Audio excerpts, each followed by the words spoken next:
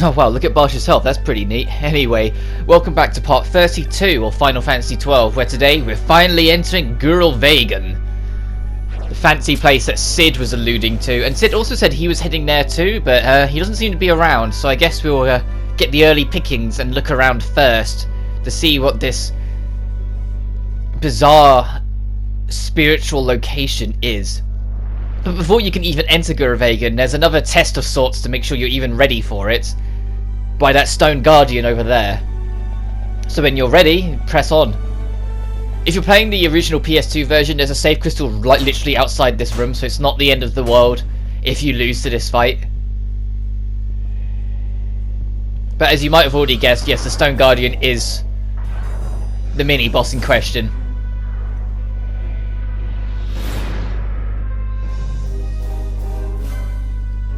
I think this is the first time we've heard this boss theme as well, but I'm not sure on that. Like, everyone knows this boss theme more for where it plays in a dungeon a little later on, because it plays on every single boss in that place. But yeah, I think this is new. I don't think we've heard this boss theme before yet.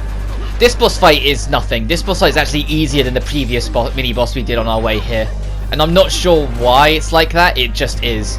But as you can see, it's already down.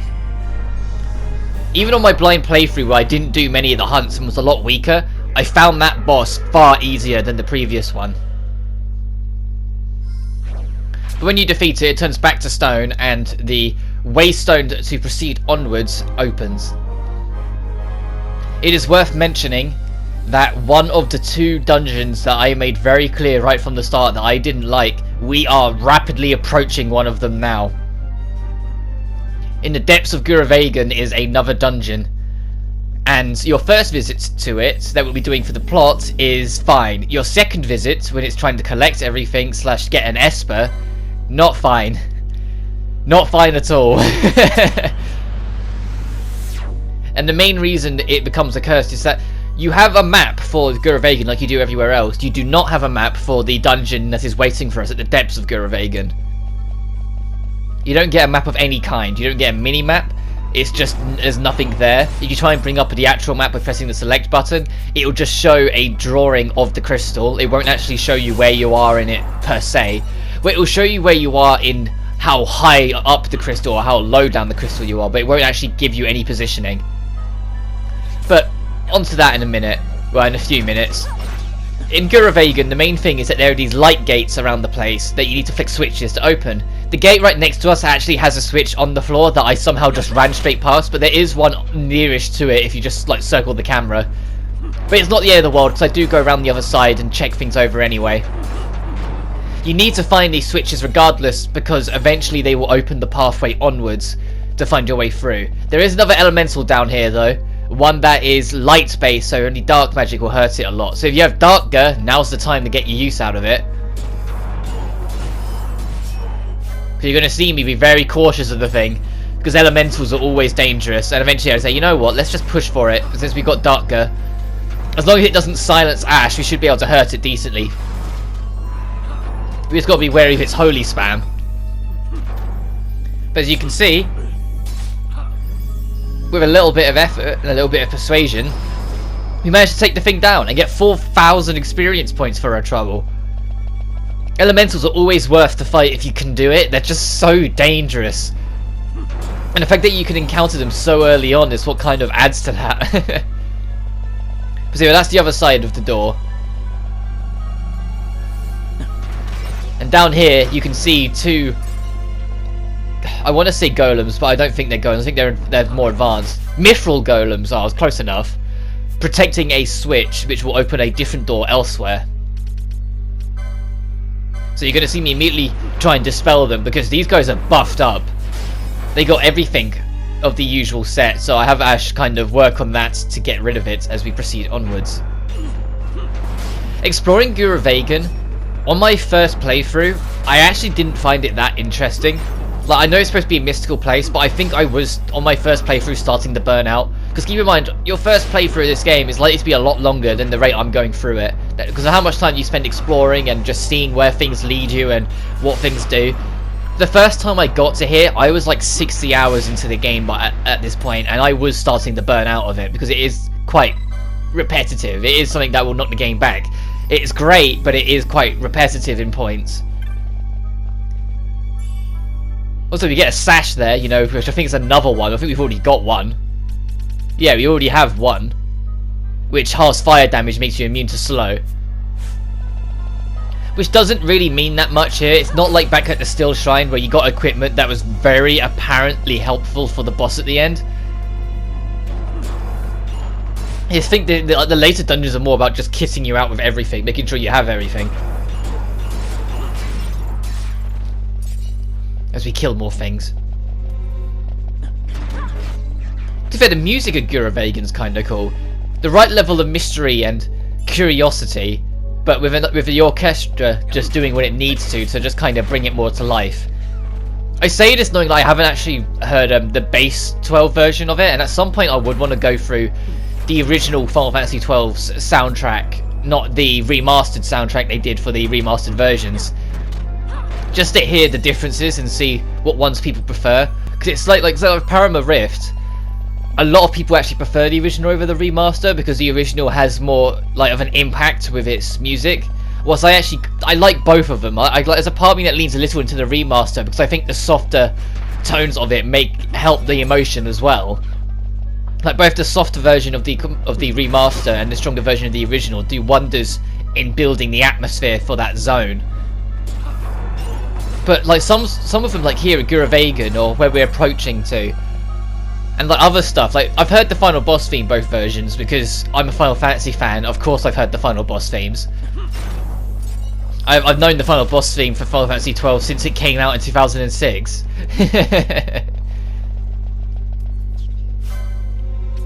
But outside of that, I haven't really heard much of the soundtrack, or if I have, I don't remember much of it. Like, obviously I've heard as far as Making the Great Escape from the Leviathan, because of it from when I was super little and first went through it. And I remember bits and pieces from when I went through it with my mates later on, but that's kind of it.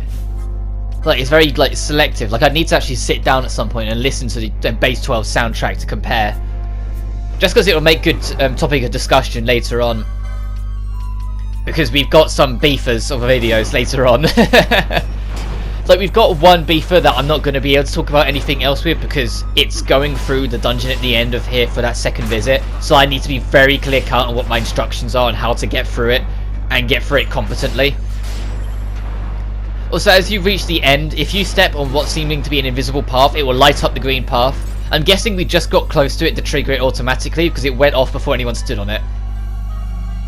Your hint is that you're looking for those small green circles on the ground, like underneath your platform. They're the hint that there's a platform that will appear above them. So just as you're walking around, pay attention, see if you see any green circles. As we go even deeper into Giruvegan. And to be fair, Giruvegan as a dungeon layout is kind of repetitive. The way you saw it on that first section is the same as it is for the rest of it.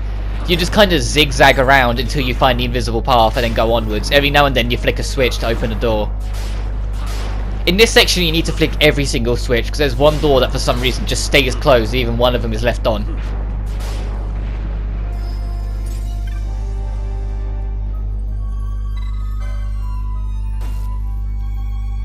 Because you see that door remained because it's a different switch we need to flick to activate that one. And there's Marlboros on the other side that the target are trying to... Well, our party is trying to target, but good luck with that. I'd say outside of the obvious elementals, the gargoyles here are probably the most frustrating enemy you're likely to deal with, just because of their speed boost. They can kind of rampage you a little bit. Like, you'd think these behemoths here would be more of a threat, but they're really not, because they're the same behemoths that you fought outside on the approach here. Whilst these gargoyles, they're just a bit more built for this area, and because of their speed, if they can get a gang of them together, you will feel it. And they also chase you far harder than any other enemy in here. If you're just trying to run through to get to the dungeon to the other side, or just trying to run out on the other side of it, these guys will follow you pretty much the entire stretch. They will chase you for the ends of the earth. It makes them very frustrating in that regard. Because they will just hit you with random status conditions or attacks whilst you're just trying to get out. Which I guess is always the problem, because there's no... Outside the orange save crystals, there's no real get out of jail free card quick travels. There's no thing that you can click that will warp you out of your current dungeon, say like in Final Fantasy 15, where there was always a warp to entrance option for dungeons. You can't do that in 12. That wasn't a thing in 12. I don't think it was a thing until 15. But I say that I haven't played Lightning Returns, and I've got a feeling with the entire that game being on a time limit, they were probably pretty generous with quick travelling. At least I'd hope so.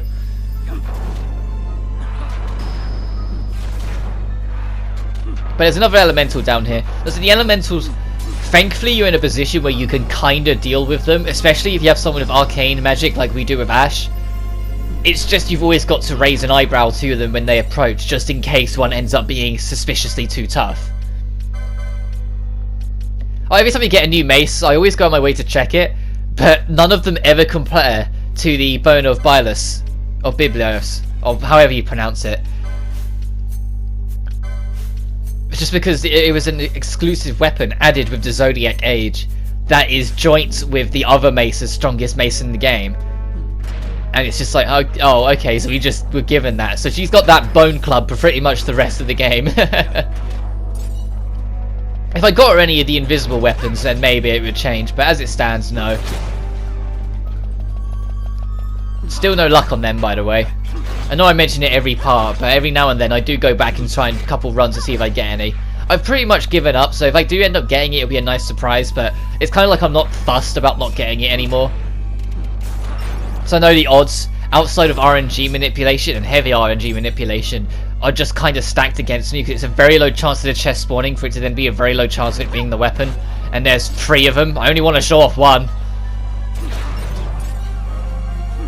And the thing is, on the, like, so I've got a few bonus parts recorded once we've done the final boss, because there's a few things that if I did before the final boss would make us way too powerful for the final boss. And we already are going to be pretty powerful for the end game anyway. But since there's going to be a few bonus parts, I can more than easily squeeze it in there, because the very last bonus part is just showing off trial mode. So after I show off trial mode, before I go into the section where it's my final thoughts and such, I can just squeeze it in there saying, oh, by the way, here's an invisible weapon. If I find one. To be fair, I have it on recording, me finding an invisible chest, so I can at least show you where it is a little later on. It'll be next week though. Assuming I keep up the 5 uploads a week schedule that I've currently been doing. After tomorrow's part, we're doing side quests for 6 videos straight, and I'm not kidding.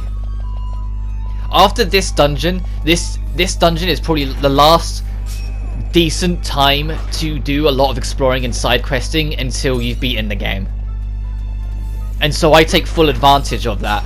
And so, yeah, genuinely, that after tomorrow's part, next week, I might try and see if I can, if there's a shorter part in there, I'll try and maybe do a double upload just to get it all done in 1 week. But we are going to have, at bare minimum, a week straight of just side questing.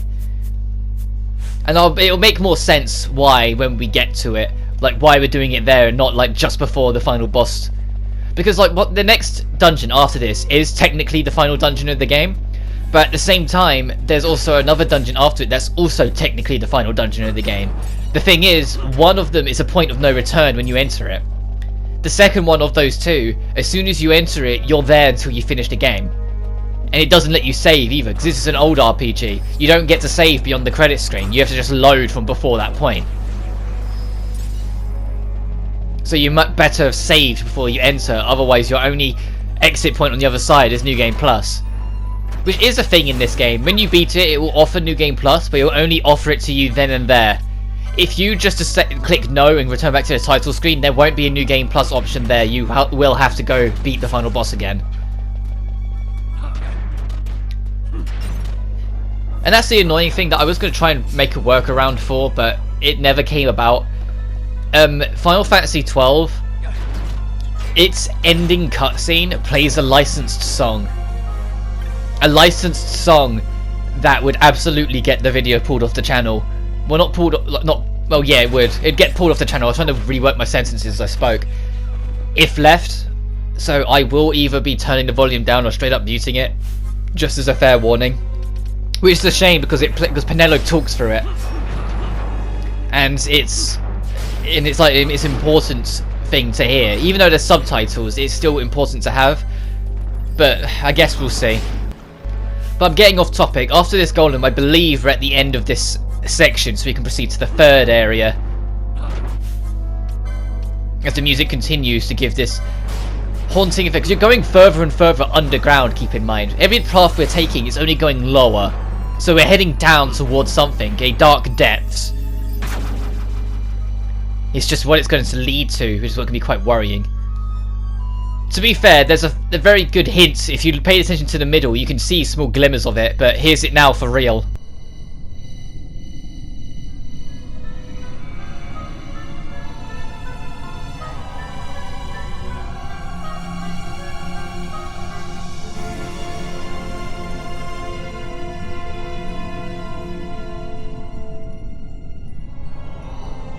I can't shake the feeling we're somewhere we're not meant to be. Yeah, it's exciting. Exciting? You are not troubled by the unknown? Who can say what lies ahead? We may encounter the very creators of Nethicite. Yeah, I don't know what we'll find. I like it better that way. You're sounding more the Sky Pirate every day.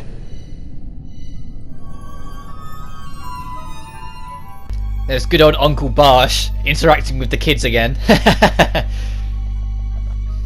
But as you proceed onwards, this is just a door that leads you to a save crystal. So we do have a rest point. There's no orange save crystals down here, so don't expect one to be able to just warp in and out. But that, as we just pick up Sleepger, that is the Great Crystal.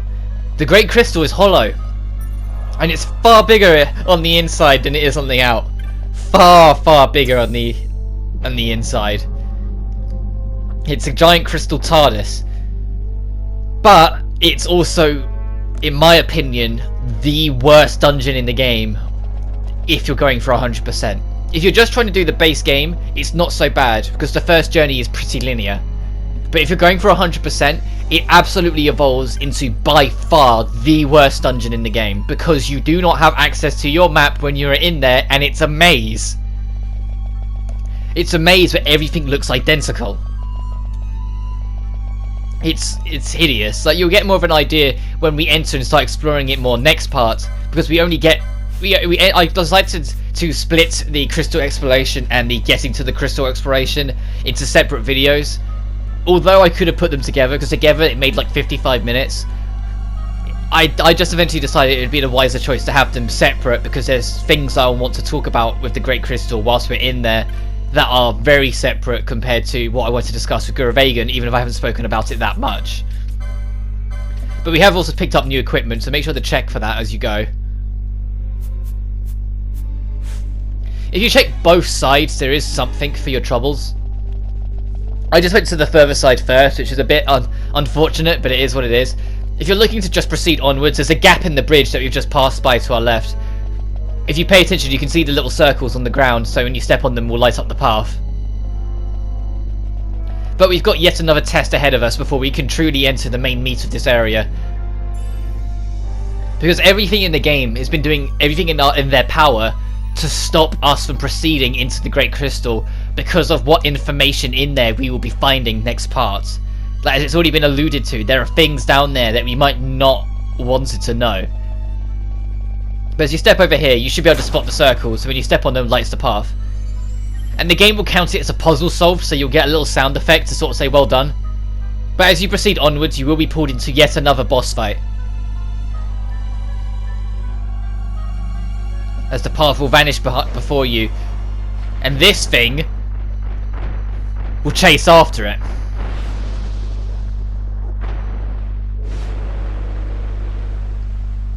Making this, what, our third boss fight in 2 videos? This is the Tyrant. The main issue with the Tyrant is the fact that it buffs itself quite regularly. It also has a gimmick where you can't use your techniques, but that's not meaning anything. It just means you can't steal from it.